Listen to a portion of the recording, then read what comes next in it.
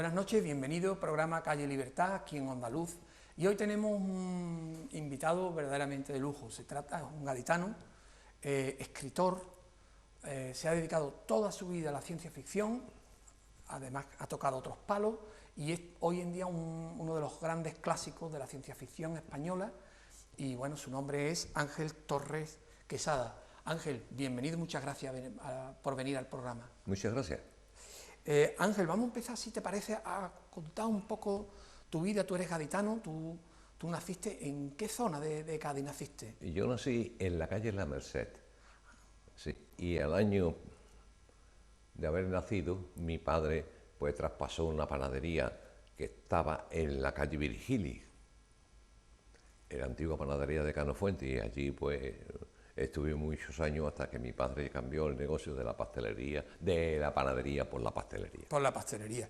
Entonces naciste en la calle Merced. No, exacto. Sí, sí, pero te trasladaste al año, ¿a qué zona? Allí a la calle Virgili. A la calle Virgili, donde está la panadería. Claro. Entre Torre y Fragela. Sí, entre Torre y Fragela, efectivamente.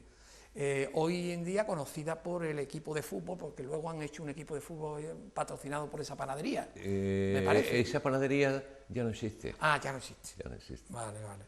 Yo no sé si hay un equipo de fútbol que se llame Virgili, ¿no? Sí, sí. Y bueno, entonces, ¿irías por algún colegio de la zona? Sí, en el colegio Zaragoza, que está en la calle Zaragoza. En la calle Zaragoza. Y allí me prepararon para luego ingresar en la escuela de comercio, que en aquella época estaba en la calle Rafael de la Viesca. En la calle Rafael de la Viesca. O sea que tú estuviste durante toda la infancia y juventud prácticamente allí en la calle Zaragoza, ¿no? En la calle estudiando, sí, estudiando, en el colegio. Sí. Estudiando, sí. De don Manuel, doña Rafaela y todo eso. ¿Tienes buenos recuerdos de aquella época? Pues sí, afortunadamente de mis años mozo y niño, yo tengo más buenos recuerdos que malos prácticamente, ¿no? Porque con poca edad todo a uno le parece bien. Bien, eran los años 40, porque tú naciste en el año 40. Exactamente, yo nací en el año 40, el 2 de abril, el año que luego sería conocido por el año del hambre. Exacto, sí, efectivamente.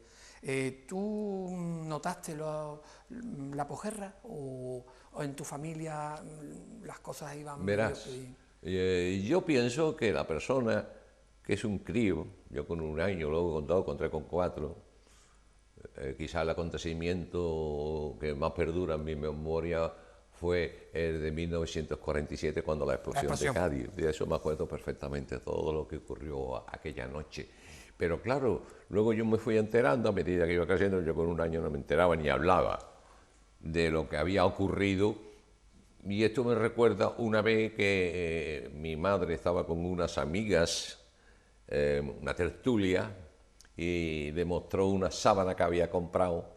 Dice, uy, Carmela, se llamaba mi madre Carmela, mira, está bien, no está mal, pero como las que había antes de la guerra no son como las de ahora. Y yo tendría ya 7, 8 años y le dije, siempre habláis de la guerra, y si antes de la guerra vivía mejor, ¿para qué había hecho una guerra? Sí. Hombre, las cartillas de racionamiento yo las conocí. Sí, las conociste, eso. Claro. Y incluso en el negocio de mi padre, pues yo ayudaba a mi hermano mayor y a mi padre cuando había que renovar las cartillas y los cupones, que había que pegarlos en unas hojas de papel y llevarlos a abasto. ¿Cuántos hermanos eras? Éramos 4. 4 hermanos. Y yo te conocí a ti, te lo he comentado antes, te conocí en la calle Ancha, en la pastelería Orcha, que era una pastelería muy querida en Cádiz, muy admirada, y tenía mucha gente, y me llevaban mis padres a coger los dulcecitos, y tú estabas allí, me acuerdo perfectamente de aquello. Sí, seguramente, yo tengo algunos años más que tú.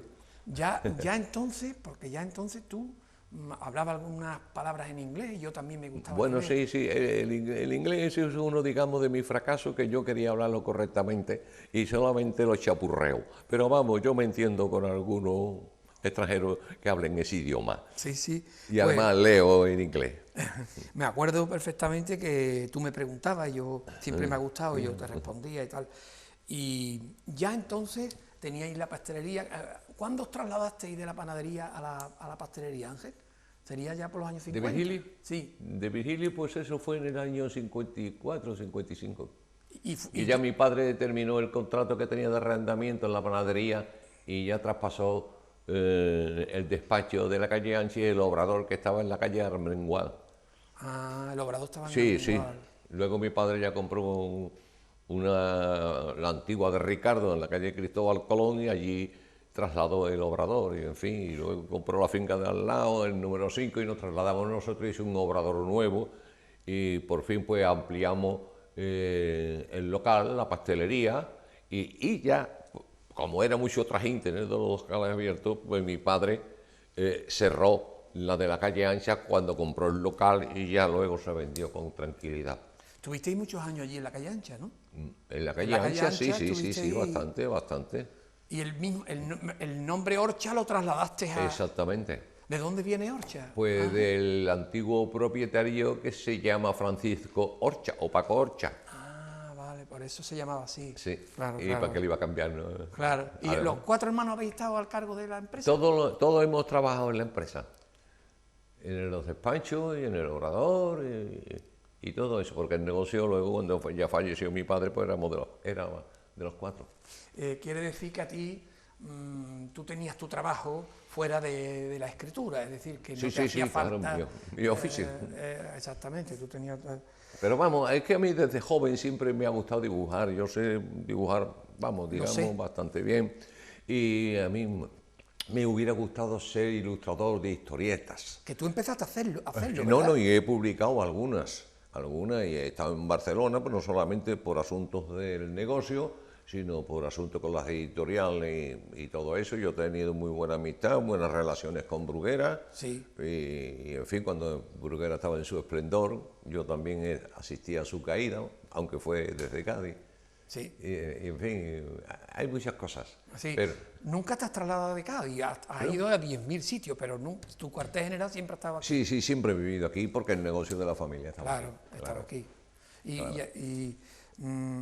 ¿Y te ha gustado vivir en Cádiz, Ángel? ¿Has estado a gusto? Hombre, Tiene yo, sus pros. yo estoy obligado a decir que me encanta Cádiz porque Sí. he nacido en Cádiz y soy gaditano. Cádiz tiene pues, muchas cosas maravillosas y uno no elige dónde nace y se tiene que acostumbrar a ello. He tenido algo de suerte, digamos. Decías antes que entraste en comercio. ¿Entraste en comercio? ¿Cuál era el comercio? ¿El que estaba en el parque? ¿La escuela allí en el parque? No, en la calle Rafael de la Ah, en Viesca. Rafael de la Viesca. Sí, sí. ¿Sabe cuál es? Sí. Y allí... Donde hoy hay una oficina de yo no sé qué, del suelo o algo por el estilo. Ah, Sí. sí, del catastro, algo El así. catastro, Del catastro. exacto. Sí, es que la escuela que conocí es la que estaba en el parque. Claro, la cosa Esa es trasladó. posterior. No, porque yo ya a los 3 años, pues mi padre me dice, a trabajar en negocio y dejé de estudiar. Ah, ya, ya, ya. Y entonces, 2 o 3 años después se abrieron la que estaba en el parque y yo no llegué a conocerla como alumno. Por continuar un poco con las pastelerías, Ángel, yo siempre he notado que hay pocas pastelerías en Cádiz, ¿no? ¿Es verdad o no? Hombre, es que en aquella época había, digamos, 3 pastelerías que sobresalían, que eran La Camelia, Viena Sí, Orcha. y Orcha, ¿no? Es verdad. Aunque sea una inmodestia. No. Y Orcha, éramos los 3. Sí, es Existían también las de Benítez, que también estaban muy bien. Pero vamos, y las costumbres de las pastelerías pues también cambiaron, se modificaron y en la calle ya Cristóbal Colón hubo un momento que nosotros nos transformamos en cafetería. Sí, yo acudí allí también. Bueno, en tiempos Viena era una gran Sí, cafetería. sí, teníamos un magnífico salón de té. Un magnífico salón de té. Y la Camelia luego tuvo varios, Exactamente, tuvo unos un cuantos... desarrollo enorme, ellos veían el negocio de otra manera, lo ampliaron, eran varios hermanos y desde luego creo, en fin, un conglomerado de cafetería y de espacios muy importantes. Ángel, ¿cómo empezó entonces cómo empezaste tú ya? Me imagino que de muy jovencito a leer cómics o a leer cosas de estas. Así empezó la cosa. Sí, sí, Empezó tu una imaginación. una afición. A mí me encantaba eso y yo ya, repito, creo que ya lo he dicho, que a mí me habría gustado ser un dibujante Sí. de historietas. Sí. Pero vamos, también me gustaba la escritura y probé y yo publiqué... ¿Te fue mejor? Sí, de otra manera. Y yo publiqué mi primer bolsilibro, como se le llamaba, entonces se le sigue llamando ahora, en 1963. No llegaba el año que había terminado la mili. 22 o 23 añitos tenías. Sí, pues 23 años. ¿Y ya tú desde jovencillo, desde antes, habías escrito, estabas escribiendo? Sí, yo una vez escribí un cuento y se lo enseñé a mi profesora de la escuela de comercio, a doña Carmen. Me lo leyó, me dice, mira, pues tiene un poquito así de cosas buenas. Costaba 15 o 20 páginas, yo no tenía ni máquina de escribir, tenía que escribirla con la de la clase. Y claro, bueno, yo tenía mucho utensilio para dibujar y convencí a mi padre que me comprara una máquina de escribir. No dije que me la comprara para mí, sino para el negocio, pero era para mí. Claro, claro. Y ahí empezaste tú, yo me imagino que tú empiezas a escribir porque antes te has leído y tu imaginación se ha llenado de lecturas de ese tipo, ¿no? Sí, sí, sí. ¿Qué leías tú entonces, en los años 40, Ángel? Vamos a ver. Ya digo que yo me he leído todas las novelas del Coyote. He leído muchas de Doc Savage, de Bill Barney, todo eso, que todavía conservo algunas novelas que eran de mi hermano, pero vamos, han pasado Para a ti. mis manos. Y en fin, a mí me entusiasmaba todas las aventuras, todo lo fantástico. Sí, ¿eh? sí, Y me sentía yo a gusto y era lo que me gustaba y es lo que yo he desarrollado. claro. Entonces apareció una colección que se llamaba Futuro, que la tengo completita, 32 números, que en aquella época, cuando los bolsilibros valían 5 pesetas, Futuro valía 8. O sea, buena cosa. Y estaba dirigida por José Mallorquín, aunque publicaba con el seudónimo de J. Gil, H-I-L. Ajá, claro. Claro, porque los seudónimos estaban un poco Casi inspirados, casi obligados que fueran anglosajones, ¿no? Que fueran sí, americanos, sí, porque exacto. era una manera de tener más Sí, relieve. sí.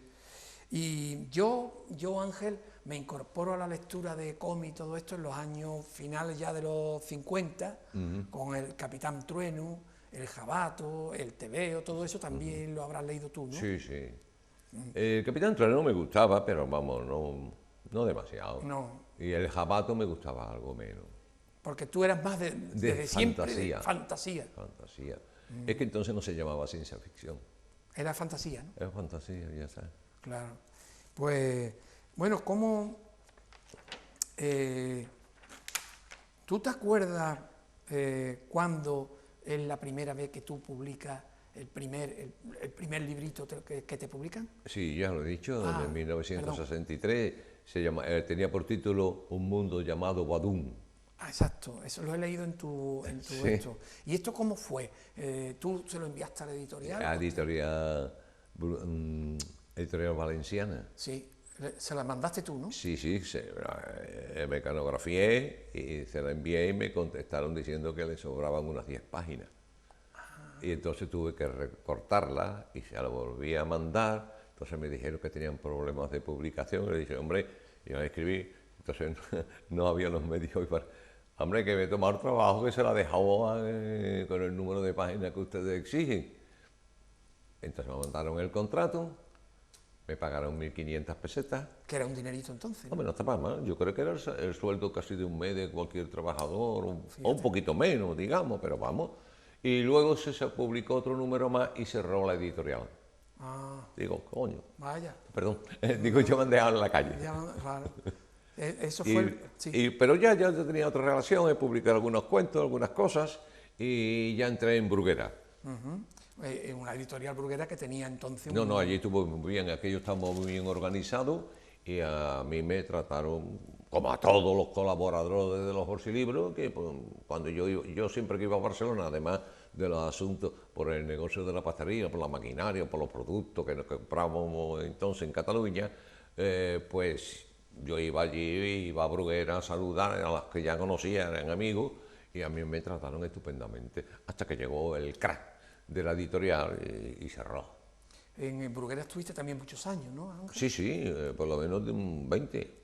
Se llamaban las novelas de Adura, De Aduro, ¿no? de Aduro, La sí. primera, que eran novelitas de cuántas páginas más o menos, Ángel? Pues al principio eran 128 y después la dejaron en 96. En 96 páginas. Sí, pero bueno, había muchos editoriales que publicaban bolsilibros, muchas.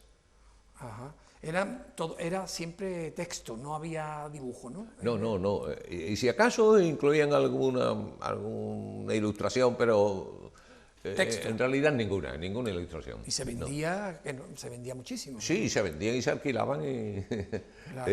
las Sí. librerías circulantes, Sí, sí. que le llamaban. Esto hoy en día no se conoce. O por 2 reales, pues Por la 2 reales cambiaba, cogíamos. 50 céntimos. Exacto. Y nos ofrecían un montón de Yo libritos. iba allí, quería del oeste, sacaba un montón del oeste y tú elegías una, pagaban 2 reales, te la anotaban en tu cuenta y ya está. Y después ya las cambiaba. Y la volví otra a vez. cambiarle una vez leída. Era un sistema muy práctico porque Sí. ganaba todo el mundo, ¿no? Sí, sí. Porque, bueno, no tenías que comprar el libro y tú podías Yo he alquilado alguna, luego yo me dediqué a comprarla a comprarla, claro. y a coleccionarla. Ángel, ¿a ti te ha gustado la fantasía toda tu vida? Porque Toda mi vida. aún hoy te sigue apasionando, ¿no? Pues sí, ha evolucionado mucho la ciencia ficción. Bueno, tanto es así que en Cádiz hemos celebrado 3 convenciones nacionales de ciencia ficción, y 3 en realidad. La última fue en el pabellón de la fábrica de tabaco, y han venido aficionados pues de todas partes de España, incluso algunos directores de cine extranjeros a los que invitamos y todo esto, y asistía pues, el alcalde de turno, la alcaldesa de turno. Ah, sí. Sí, sí. Porque tenemos además a Rafael Marín también, ¿no? También, Cádiz. bueno, hay varios Hay autores varios, ¿no? en Cádiz. En Cádiz sí, está Marco Antonio, está Ángel Olivera, en fin, ya vemos varios. Sí, sí. No sé si nos da el ambiente o el levante. La fantasía, ¿no? ¿Cómo eran? Te iba a preguntar, he leído que tú eres una persona que te has atrevido a crear una especie de epopeya galáctica, ¿no? Una especie de epopeya galáctica que en cierta forma recuerda a la fundación de Asimov. ¿Tú qué tienes que decir sobre eso que he leído? Bueno, tú te refieres a una serie de novelas que se han publicado y luego se han reeditado todas correlativamente y por orden, el orden estelar. El orden estelar. El orden estelar. Vamos a ver, es que yo en mis 130 y tantos novelitas, pues algunas veces pues yo surgía un personaje y me gustaba y lo repetía. Yo tengo el cofrade, tengo varias rutas que a lo mejor se prolongaban 4 o 5 números, pero vamos, la del orden estelar fue la más extensa, que se reeditó hace unos cuantos años en 28 volúmenes y en cada uno venían 2 títulos. Ajá. O sea, 28 y 28, 56. 56. Porque Ángel, tú eres un autor muy prolífico, tienes muchísimas... ¿Tú has contado alguna vez en general el número de libros que tienes? Exactamente no. De novelas de este tipo que estás viendo aquí, pues Sí. esas son 30 y tantas. 30 y tantas. 30 y tantas. Luego son las 130 y tantas de bolsilibro. De bolsilibro. Y luego, pues yo calculo que relatos cortos Sí, o cuentos, pues son unos 200 200, claro, claro. que tengo desperdigados en varios libros, en varias selecciones y todo esto. O sea, ¿has escrito entonces a lo largo de tu vida ininterrumpidamente o ha habido en algún momento Hombre, has dejado algunas veces yo me hartaba de mí mismo y descansaba. y te llevaba un tiempo, ¿no? Sí. Y luego ya te pedía el cuerpo otra vez? Sí, es un vicio bueno. ¿eh? Es un vicio bueno, un vicio claro, bueno. claro. ¿Y se ha podido vivir de eso, Ángel, en algún momento? Hombre, yo nunca pensaba vivir de eso, pero vamos, si en aquella época sí se podía vivir, porque yo conocí a varios señores que colaboraban con la editorial Bruguera y vivían exclusivamente de eso, pero es que publicaban 3 y 4 novelas al mes. Y claro, ese era un magnífico sueldo, Claro. claro. Y Ángel, ¿cuántas novelas has llegado tú a escribir? No sé, ¿y en cuánto tiempo? Máximo de novelas y en cuánto Bueno, tiempo. generalmente estaba de 15 a 20 días. De 15 a 20 días. Sí, pero una vez leí una entrevista que le hicieron a un autor también de bolsilibro que yo no lo conocía y dijo que lo escribía en 3 días. En 3 días. Y digo, pues voy a escribir una novela en 3 días. Lo conseguí, pero me quedé un poco cansado. Claro, claro. Porque además, Ángel, tú tenías tus 8 horas de trabajo normal. Exactamente, ya estaba yo casado y todo eso y pues nada, pues a lo mejor en lugar de acostarme a las 12 me acostaba a las 2. Y luego un ratito que yo descansaba, pues seguía con la máquina de escribir. Yo tenía varias máquinas, hasta que salieron ya los ordenadores. Ajá, eso fue un buen adelanto, ¿no? Hombre, sí, magnífico desde Porque luego. antes cuando te equivocabas era un follón meter El Word te corría hasta las palabras. Sí, exacto. Bueno, no te las corría, te las marca. Te las marcas, sí, efectivamente. Bueno, pues Ángel, vamos a, si te parece, vamos a hacer un par de minutillos de publicidad y enseguida volvemos, ¿vale? De acuerdo. Lo dicho, publicidad y enseguida estamos aquí.